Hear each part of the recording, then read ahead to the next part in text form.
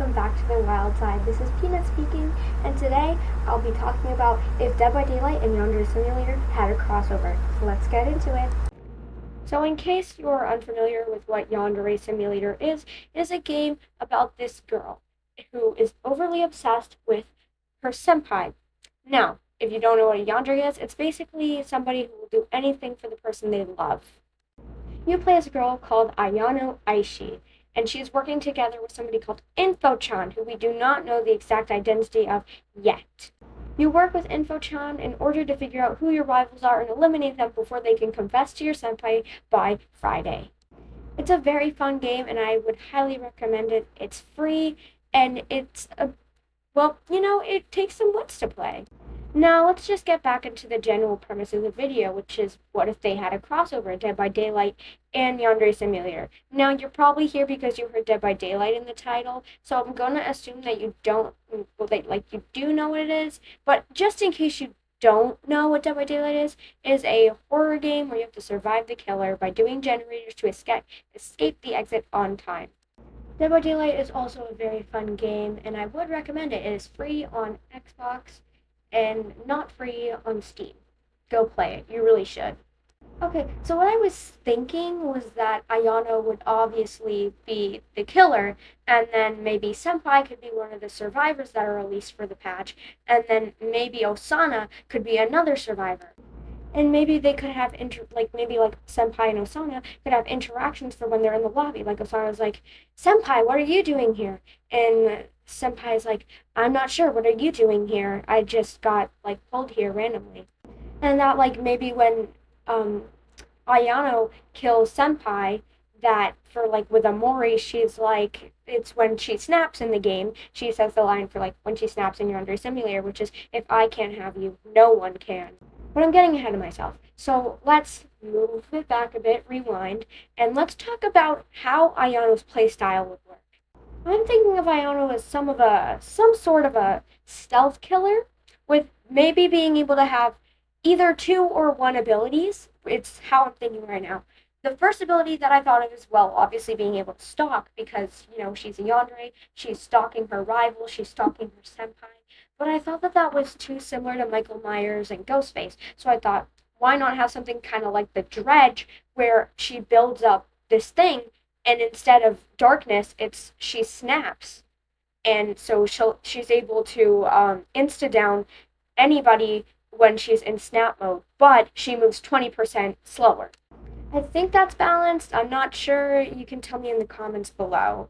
But and maybe there could be I was thinking there could be other weapons scattered around the map that she can use, and each of them gives a different status effect. Like maybe, I don't know, getting somebody from behind with the headphones or something can give them the oblivious status effect or something along the lines of that. Or that maybe it could give a different Mori. Say if she had a knife equipped, then she would do the basic kill for if she stabs him from behind or something along the lines of that. Or if she has a baseball bat, instead of doing that, she would choke them out from behind, or so on and so forth. But what about perks? That's where it kind of gets me, because I'm not exactly sure what she would have for perks. I know that it would probably be something with maybe getting her snap up quicker, and also, before I get into perks, my bad, her snap is only able to be used 1 time a match because of, it's pretty strong. Now, back into perks. Maybe they could help her get her snap up quicker, and is she can stalk. But, my bad, I forgot another thing that she can do before perks. I know, you all want to hear about perks, but give me a second. I will get there eventually, I promise. So, maybe she can lean around corners to see who's there, and not stalk, just be able to lean over around corners. And maybe she has some perks that make her more quiet or more sneaky. So kind of a stealth killer, but also not exactly a stealth killer.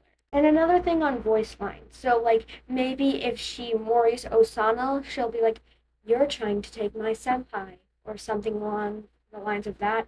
Or if it's just a normal I'm one of the other survivors that's not from Yandere Simulator, they're like, you've gotten in the way of me and my senpai.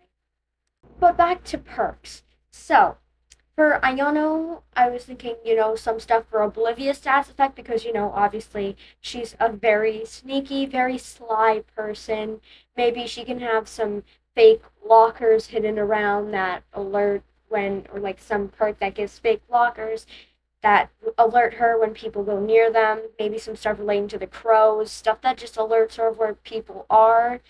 If she does end up having the stealth, then maybe she could have something relating to her Yan vision, where she can have aura reading abilities, or maybe it's a perk that allows her to have Yan vision. Now on to the survivors.